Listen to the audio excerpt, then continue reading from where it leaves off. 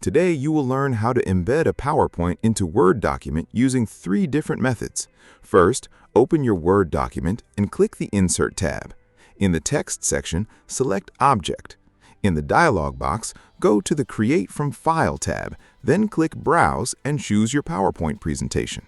If you check Link to File, Word will create a link to the original PowerPoint file, so any changes made to the presentation will also appear in Word. If you leave it unchecked, Word will insert a copy of the presentation that won't update when the original file changes. You can also select Display as Icon if you want to show an icon instead of the slide preview. Then click OK. Another easy method is to open your PowerPoint presentation and select the slides you want to use. Right-click the selected slides and choose Copy.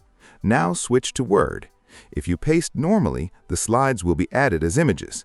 But if you want them as PowerPoint objects, click the small arrow under Paste and choose Paste Special. Select Microsoft PowerPoint Slide Object and click OK. You can choose Paste to insert a copy or Paste Link to keep it connected to the original PowerPoint file. You can also enable Display as Icon if preferred.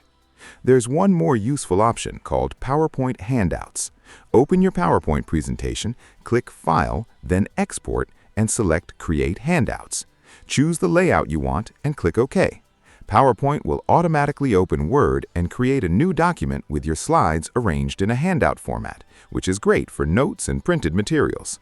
And that's it. Those are the 3 easiest ways to embed a PowerPoint into a Word document. If this video helped you, please like the video and subscribe to the channel.